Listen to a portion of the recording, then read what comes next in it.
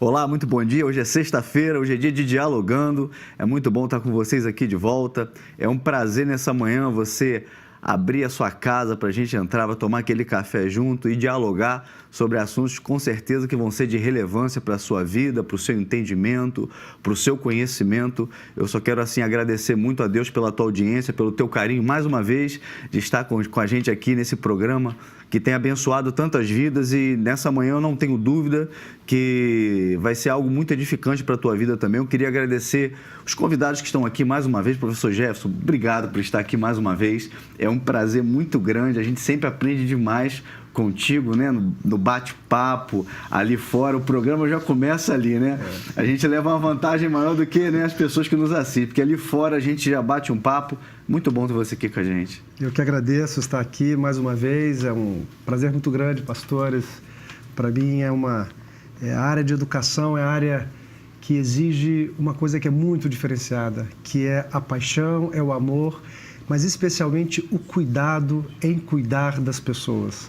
Então, eu agradeço porque esse programa aqui eu percebo que vocês cuidam e pastoreiam almas e pessoas, e eu tenho certeza que a educação é um pouco disso também, formar pessoas. Formar pessoas não é só na escola. A escola hoje é uma parte desse processo, mas nós temos que ter uma sociedade educadora, uma sociedade que prepara pessoas para a vida, seja uma sociedade saudável, né, e com experiências formativas ao longo de todas as experiências. É a família educando, é a igreja educando, é a escola educando, é o trabalho educando, enfim, é o lazer educando, né, é a mídia educando. Mas o que nós estamos hoje, mais do que formação, nós estamos percebendo que tem muita deformação. Então, é um trabalho maior para todos nós, né? Mas, também, como diz Jesus Cristo, né, nós somos fermento, né? E fermento é esse, aquele que é pouquinho, mas faz uma diferença grande, né? Para tentar convencer e fazer um bolo gostoso ao final, né, da nossa vida e da nossa experiência humana. Com certeza, um prazer. Pastor Alonso também, sempre abrilhantando aqui o programa. Obrigado, pastor, por estar aqui mais uma vez também.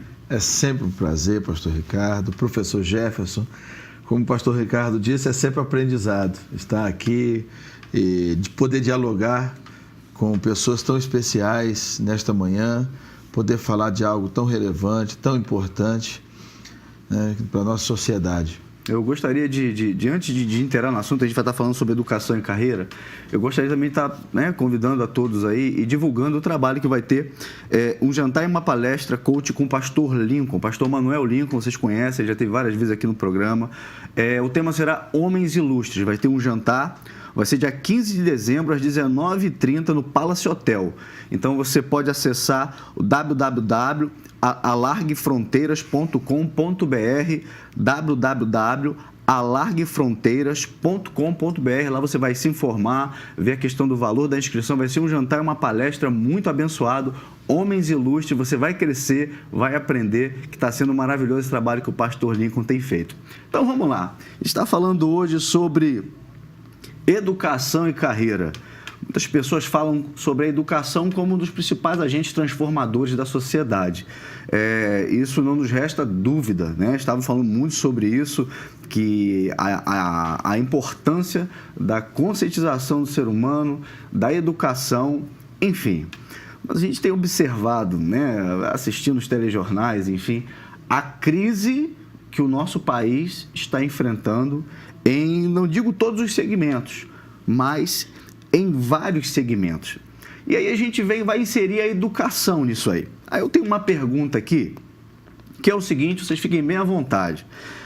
A crise afeta a educação ou a educação afeta a crise? Quem influencia quem? Quem pode transformar quem? Né? A crise afeta a educação ou a educação afeta a crise? Bom, primeiro é importante retomar o sentido e o significado da palavra crise. Crise vem de acrisolar, purificar. É uma oportunidade que nós temos de abandonar atitudes e possibilidades antigas e passar para um patamar novo. Então, a crise é uma oportunidade. Então, nesse sentido, eu vejo que nós podemos perguntar, e aí eu vou trazendo para a educação, qual escola que nós queremos? Qual escola que nós precisamos? Hoje a escola está ancorada nos princípios da Revolução Industrial ainda, do século XIX. Nós, professores, ainda estamos ancorados na nossa formação do século XX. E nós temos que preparar uma escola para o século XXI, com todos os seus desafios e com todas as suas possibilidades.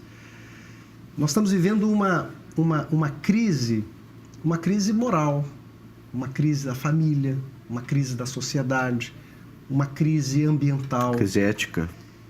É a oportunidade de mudança de atitude. A crise é uma oportunidade de mudança de atitude. Então, nós podemos olhar este Brasil novo que a gente deve estar passando a limpo. Para que a gente possa passar para um segundo degrau da escada, a gente tem que sair de um momento de equilíbrio, entrar no momento de desequilíbrio e passar para o próximo degrau. A criança também, quando vai andar, ela, quando está um passo, ela tem medo. Por que ela tem medo de andar? Porque ela precisa sair de um equilíbrio, se desequilibrar para um novo equilíbrio. E ela passa um tempo na crise de decisão. Eu vou fazer até dar o primeiro passo. E percebe que é bom dar esse passo e abandonar uma situação antiga. Então, acho que nós estamos num momento de acrisolamento, de possibilidade de ir para o país novo, com novas possibilidades, com uma educação nova, que de fato seja pertinente, e uma visão nova de educação. Educação não se esgota na escola. Cada um de nós é responsável pela educação. Se nós tivermos uma consciência que nós somos educação, mas não uma educação do discurso, uma educação da atitude. Porque o que forma, de fato, são as atitudes. O discurso, às vezes, ilustra para as pessoas compreender por que houve aquela atitude. Mas, por exemplo, um pai que diz ao filho, não beba e, se beber, não dirija. Mas o filho, quando chega um dia, vai a uma festa com o pai volta bêbado da festa dirigindo. O que vai ficar na formação desse jovem? A orientação que o pai deu ou a atitude que o pai deu? Então, se nós entendermos como pais, como professores, como pastores, como sociedade, chefes, colegas de trabalho, que é a minha atitude que forma ou também deforma. O senhor falou uma coisa muito interessante, e nós já havíamos conversado até anteriormente sobre isso, é justamente essa questão do exemplo, das atitudes. A crise ética se dá justamente pela falta de exemplos, seja dos pais, seja do Estado, seja das mais variadas formas de autoridade.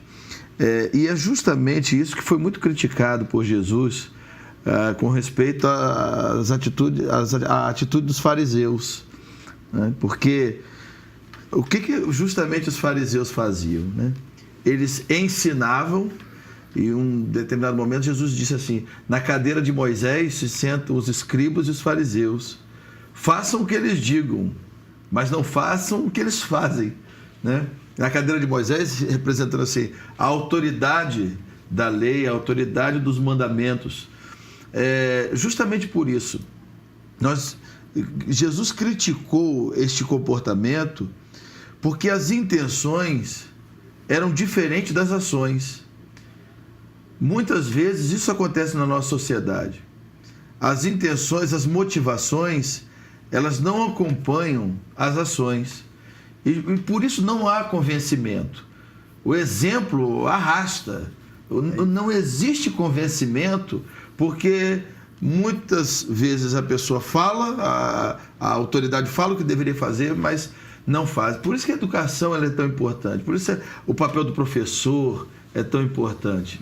Justamente por causa desse modelo de colocar o coração nas intenções, de ligar as intenções àquilo que está sendo falado, né? E isso é um desafio. Falando como educador, né, eu digo que eu tenho 2 receios na minha vida. Um é decepcionar as minhas filhas, que elas sintam vergonha de mim por alguma atitude. E outra, dos jovens da nossa escola, que eles percam e também se decepcionem comigo. Em que sentido? Hoje nós estamos muito sem referências na vida. E a escola, nós estamos preparando a geração futura. E se a gente erra na escola, a gente compromete o futuro. Então, investir na escola, investir na formação dos professores, investir, como eu falava, dos servidores que apoiam a sala de aula, porque é diferente fazer ensino e fazer educação. Às vezes minha aula de matemática, eu estou ensinando matemática, mas eu posso, para que esse jovem esteja bem nesta aula de matemática, com capacidade de aprendizagem, com igualdade com os demais, eu tenho às vezes 30, 40 jovens ali que vêm de trajetórias completamente diferentes. Jovens que eles vão para a escola, se vão lá para assistir a aula e voltam para casa e não tem uma estrutura, que é a maior parte dos jovens desse país, para que ele continue e dê apoio ao estudo dele, à aprendizagem dele. Então, uma escola de verdade é uma escola que faz com que o jovem viva naquela escola, onde ele tem todos os instrumentos necessários para estar desenvolvendo o seu aprendizado na sala de aula. Então, muitas vezes, uma pessoa que tem um déficit de atenção, como ele vai ter igualdade com outro jovem que não tem essa limitação, essa fragilidade? Então, a escola de verdade, para transformar esse país, é uma escola que oferece o esporte, que oferece a cultura, que oferece a estrutura psicopedagógica de acompanhamento do aprendizado desse jovem, da assistente social que vai ajudar e perceber se esse jovem, por que ele está querendo abandonar a escola. Às vezes é uma situação na família, às vezes é porque o pai perdeu o emprego e ele precisa trabalhar. É como eu posso estruturar a minha escola para que esse jovem possa ter tranquilidade, ter os instrumentos para poder aprender. É pastorear, né? É isso. Dentro do que vocês estão falando, existe família, escola e governo. Qual é o papel de cada um dentro da educação? Olha, educar para um país sair do patamar que nós estamos, com todas as fragilidades, é transformar. Todos nós temos um papel. A família não pode delegar à escola determinadas questões. No entanto, pela mudança estrutural desse país, onde a maior parte das pessoas saíram do interior, do campo, para as grandes cidades ou para as cidades, diante da necessidade das pessoas e dos pais terem que passar o dia todo trabalhando, diante das fragilidades que as famílias hoje estão passando por vários motivos, onde, na verdade, muitas vezes eu não tenho uma família na forma clássica, eu não sei nem se essa é necessariamente a melhor, mas eu quero dizer que se eu não tenho, às vezes, o amparo, seja do pai ou da mãe, presente na vida deste jovem. Essa é a realidade do país. Uma coisa é o ideal que eu gostaria, mas qual é a realidade? É essa, uma família desestruturada, uma sociedade fragilizada. Diante disso, o que eu preciso? Uma coisa que a escola precisa fazer hoje tem que ser a escola do convívio. Porque as pessoas hoje estão, por exemplo, a gente pega o Facebook, a gente brinca, o Facebook, as redes sociais, tornam as pessoas que estão perto, eu estou conversando com alguém, quem está perto, quem está longe, está perto. E quem está perto, está longe. Ficando longe. Então, uma escola em que as pessoas se percebem como indivíduos. As crianças não estão preparadas para conviver. A escola tem que ser um espaço de convivência. Não é um espaço só de aprender uma disciplina de matemática, língua portuguesa. Ele tem que aprender a viver. Infelizmente, o ideal é que nós tivéssemos uma sociedade onde eu tenho uma família que pode cuidar, que pode orientar, e a escola, que é uma parte, que é um trabalho adequado. Mas essa sociedade não existe. Ou melhor, ela não está posta para a gente, nós estamos construindo. Neste meio, o que nós temos que fazer? A escola pode ser um grande espaço de convívio, de aprendizagem, de relações saudáveis, de aprender a lidar com o outro de forma respeitosa, respeitar a diversidade, respeitar que cada um tem uma caminhada e conhecer o outro, não pela exterioridade, mas conhecer na sua essência, né, nos seus valores, compartilhar valores. A escola do convívio é a escola do futuro. E também eu ainda colocaria um terceiro segmento aí, que hoje, nesse contexto que nós estamos vivendo, tem tido um papel também muito importante, que é a igreja. Justamente por causa dessa falta de tempo entre as famílias, os grupos sociais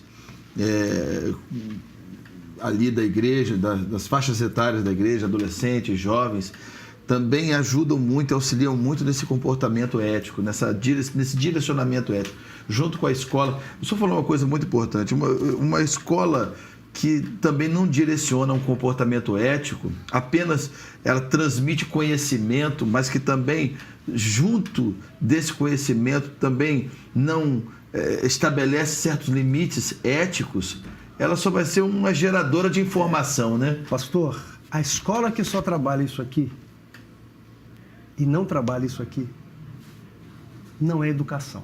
Isso é ensino. Verdade.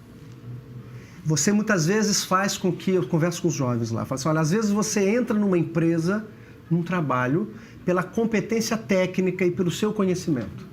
Mas você, 3 meses depois, é demitido porque você não tem as atitudes adequadas para estar num grupo, de conviver, de ser generoso, porque você só pensa em você e você acha que você se basta. Então, a escola que trabalha só uma parte do ser humano, ela não dá conta hoje dos desafios futuros. A igreja é fundamental do meu ponto de vista.